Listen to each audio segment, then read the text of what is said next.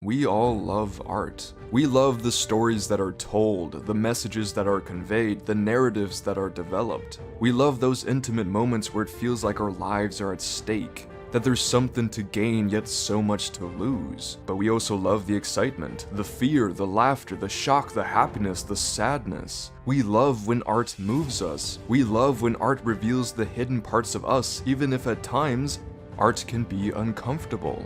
It can be scary and dangerous. It can make us cower. And it's because art shows us our own humanity. Art helps give our lives meaning, whether it's drawings or paintings that speak to our innermost caverns, or books and video games that steal our attention away from the mundane reality, or natural wonders that take our breath away, or films that captivate us. Truly captivate us. Most people on Earth love art in their own way, and many of us enjoy talking, discussing, and debating about the quality of art and sharing it with one another. Art is individually meaningful. Experiencing art can be a very personal thing, but art is also socially meaningful. And a common way in which art is socially transmitted is through art critiques, with film criticism being the main focus of today's video. Now, there has been some heated discussion about subjectivity and objectivity in art for a very long time, and it seems difficult for everyone to agree, and that is interesting. So I want to give my 2 cents on the topic. But before we get into the main discussion, let me just quickly define my terms and concepts so we're all on the same page and you know what I'm arguing based on. Starting with objectivity. Now, being objective would mean leaving behind one's own biases, personal feelings, and beliefs when considering and representing facts. Objective truth is often understood as the real truth, whereas subjectivity means that one's judgment is based on or influenced by personal feelings and thoughts, perspectives, and biases. A subjective truth is a relational truth. It relates to the individual's understanding of the truth. I also quickly want to talk about film criticism and its importance, because this video is not about whether or not film criticism is needed, because it absolutely is. Like Roger Ebert said, film criticism is important because films are important. If films aren't important, then film criticism wouldn't matter.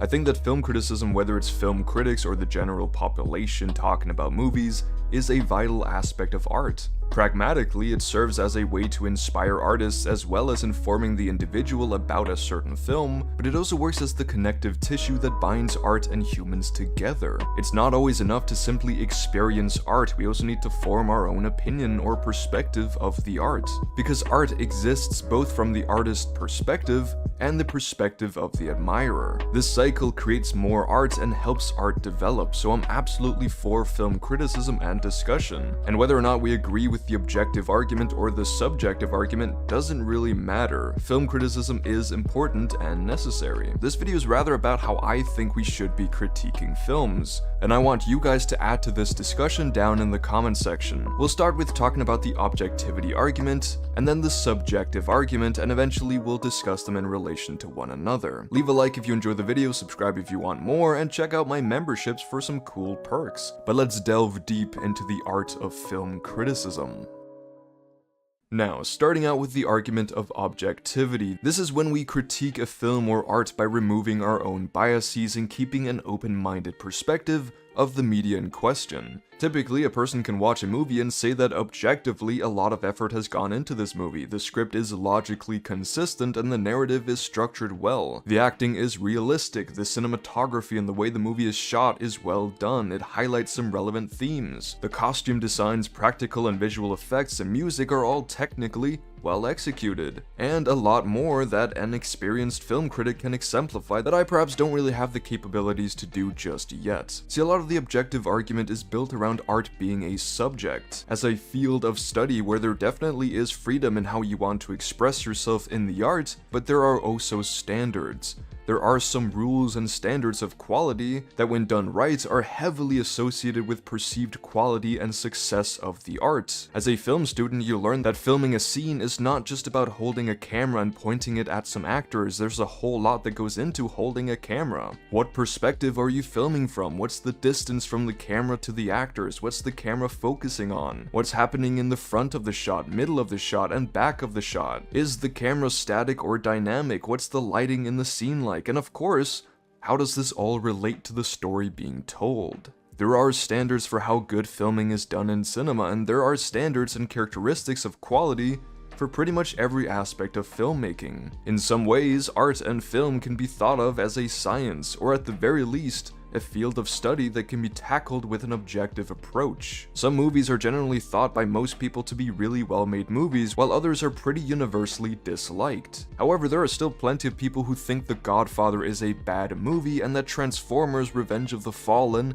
is one of the best movies of all time. And sure, we can write these people off and say that they're wrong, and we can use objective criticism to do so, that most people will agree with, but that's kind of just shoving the nuance of opinions under the rug. I'm interested in what this dilemma means for film analysis, and sure, typically the objective rebuttal to this would be that they subjectively dislike The Godfather, which is an objectively good movie, and that they subjectively like Transformers, which is an objectively not so good movie, and that this distinction is important, that you can subjectively like something while objectively appreciate its flaws. But what if you genuinely don't think it has those flaws? That from your perspective, The Godfather fails as a movie, and Transformers succeeds as a movie. It may be from your perspective, but is that perspective valid? Let's take a look at the subjectivity argument. Now, what would make film criticism subjective? I mean, if there are certain standards for quality within all aspects of film, mustn't there then also be an objective quality to films in general? And I think yes, I do believe there are some aspects of filmmaking that are more objective than others, some things that we can analyze with a bit more detachment from our own biases and personal feelings. However, the central aspect of film criticism is the assessment of quality. There's always an opinion about a movie's quality, and this is subjective. We can objectively lay out different criteria and statements about a certain movie, but once we start attributing quality, then it becomes subjective. Let me expand upon this a bit further. Say I'm talking to a person who has studied filmmaking their whole life. They've made multiple films, have won awards, have learned from some of the best filmmakers of all time, and they explain to me in intricate detail why a certain movie fails as a film, but I say I disagree. What does that actually mean? See, if this was a question of math or biology and I said I disagree that 2 + 2 = 4 or that humans don't have organs, then I'd be going against knowledge that we, at least according to most people, can objectively study.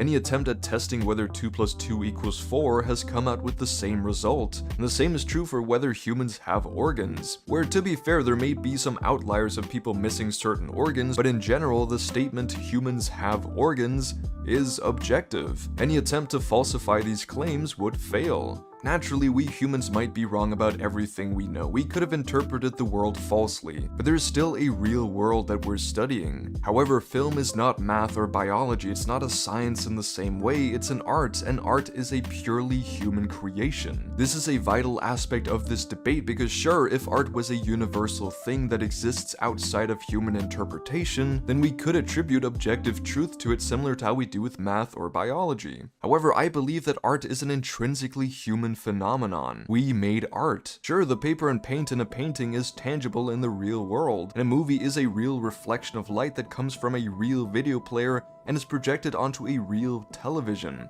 But they have no meaning unless we give them meaning. If we go down the objective route and we analyze a movie based on the logical consistency, the amount of plot holes, the stakes in the story, the characters, the quality of the writing, the cinematography, the emotional impact, at the end of the day, the rules in film have been made by us. Sure, most people will agree with them, but even the most loved movie out there will have multiple people who genuinely thinks it's bad. The movie failed for them. But if there can be outliers even in math and biology, can there not also be outliers in art? Well, sure, but not in the same way. Let's look at how this differs from, say, gravity. We as humans have made the concept of gravity, but still, we all fall down if we trip. No one falls up. This seems to be a rule of the world that exists without our understanding of it. Perhaps our understanding of it is false. Maybe it's not gravity, but something else. But still, on Earth, things fall down. They don't float upwards, and if they do, they eventually fall back down. There's something real there. However, art, despite being real to us, is still at the end of the day a human creation. A painting is just a canvas with paint on it.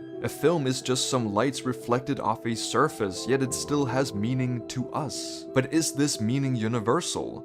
I'd wager no. I don't believe art is a science in the same realm as biology, where there is a physical world ready to be studied, and yes, while our perception of that world will never be truly objective, there still exists an objective world to be explored. Art and film, on the other hand, is entirely human-made. It is one of the best things we as a species have ever done, and its importance to our development, cultures, and who we are cannot be understated. But it's still an inherently human thing, and that makes it subjective, because we are subjective creatures that view the world from our very own perspective, and those perspectives are filled with biases. No human is the same, and no human experiences and understands anything the exact same way. There are consistencies across relations, cultures, and the species in general, but these are patterns, not rules. And contrasted to biology, which studies a real and concrete world, simply explored from our subjective perspective, film and art is a subjective and human-made world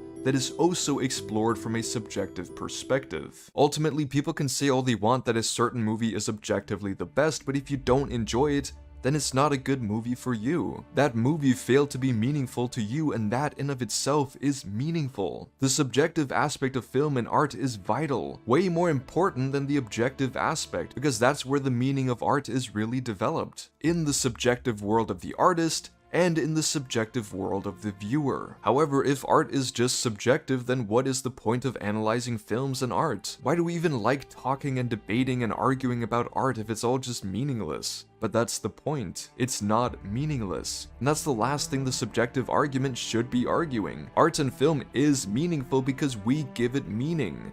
Art is the ultimate culmination of human expression, understanding, and unity, and that's fucking meaningful. Sure, we can come together and agree on certain standards and traits that most people can agree on, but at the end of the day, they're not universal standards, and it would be boring if they were. If all art could be objectively analyzed and an objective determination of quality be made, then I think the human aspect of art would be threatened, and that aspect is what makes art so fucking special. And don't get me wrong, I think the subjective argument can go too far as well. Art will also begin to lose its meaning and worth to us as humans if the conversation stops happening altogether. If we just accept that we all see things differently and stop challenging each other, trying to understand each other and the art that connects us, I think that would be detrimental as well.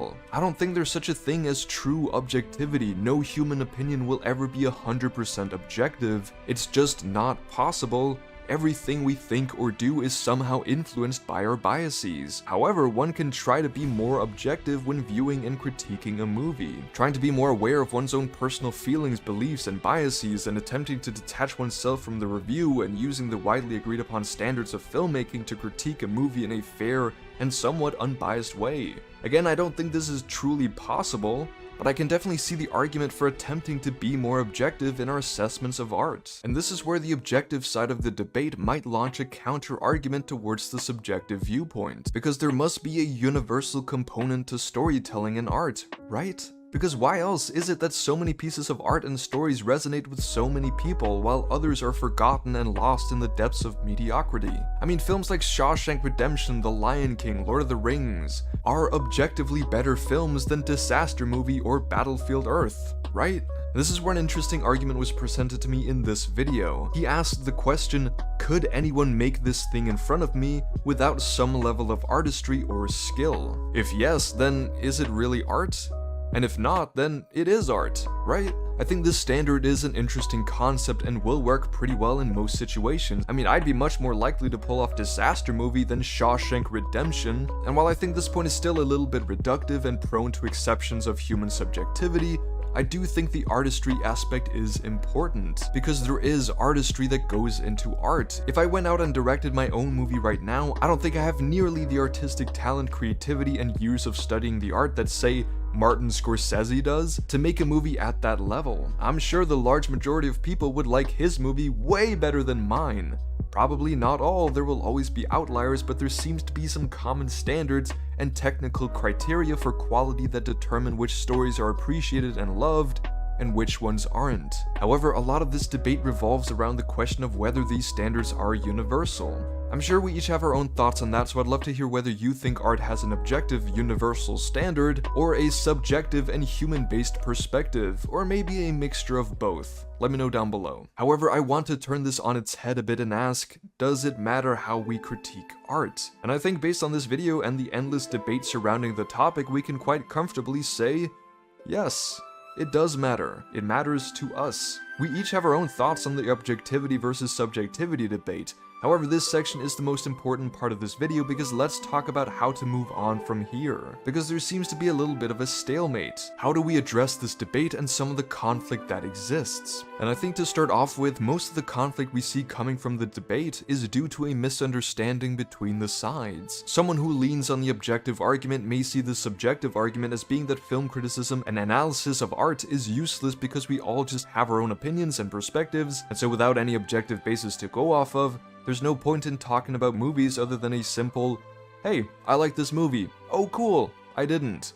I respect your opinion. And this is obviously a mischaracterization of the subjective argument that I've laid out. It's not about getting rid of the conversation, it's about bringing nuance into the conversation, and acknowledging that one of the most vital aspects of art is the subjective experience of it, and that this shouldn't be lost in the conversation. However, someone from the subjective side of the argument, like me, will sometimes find themselves associating the objective argument with a strangling rigidity that leaves out the nuance of conversation surrounding art and film, and that the existence of a right answer kinda contradicts what art and film is really all about. But again, this is a mischaracterization of the objective argument, because we have studied art for a long time, and there are certain pieces of art that rise to higher levels of appreciation than others do. And it's interesting and important to try and understand why, through utilizing the standards of art and filmmaking that have been developed through centuries. And honestly, I think it would go a long way towards finding some kind of consolidation within film and art analysis to try and understand the other side more, and realize that the objective argument and the subjective argument actually have a lot in common, and neither is as rigid or lacking in nuance as we may think. Taking time myself to look at videos and articles by people from both sides has given myself new insight, and hopefully this video has given you some new insight as well, or at the very least gotten you interested in gaining more insight. However, to end off, there's also the problem of people just not being respectful of each other's opinions. The discourse surrounding new movies or TV shows on the internet can often get so vitriolic for no reason. I think that if you like or love a new movie and another person dislikes or hates that movie, then conversation between you and that person should absolutely be encouraged, because that's where the magic happens. Talking to people with differing opinions on art you care about is part of what makes art so meaningful. Art can be a very individually meaningful thing, but a vital aspect of art is also how it bonds us, how we share it between one another, and we might not always agree on everything. Different art sings different songs to different people, but that's what makes it meaningful, and conversation about this needs to be encouraged. But to do that, we also need to encourage and promote positive conversation. Not that you can't disagree with someone or challenge their views or be critical in a constructive way, but rather that the conversation is respectful. You're both there to talk about film, something you care about in your own way. Let's not discourage that by being assholes to one another. And this goes both ways. I personally think some people with the objective mindset can be really unforgiving in their media analysis and confrontations with other people who don't view that specific art the same way. It can often get heated, toxic, and resort to name calling. This is not healthy conversation, but neither is the response that can come from the subjective argument. That film analysis is pointless because of its subjectivity, and this sometimes also leads to name calling and trying to control the conversation. Listen, the large majority of people aren't like this. Most individuals just talk about media they like, but it is a problem I see happening more than I would like it to. So I end my video on this note. Let's try to be constructive, respectful, and united in our love and appreciation of art, and most of all, understanding of each other and our differences, as well as what makes talking about art so much fun. Thank you guys so much for watching. If you're still here and you want to have a discussion down below, then leave the word pineapple at the end of your comment. This will let me know that you've watched the whole video, and so I'll put more effort and priority into responding to your comment and arguments. Leave a like if you enjoyed this video. It really does help this video get pushed out to more people. There's a reason YouTubers are always asking for more likes, so if you enjoy and want more, then please do leave a like and subscribe. Check out my channel memberships if you want to help support me further, but other than that, I hope you all have a wonderful day, stay safe, and peace out.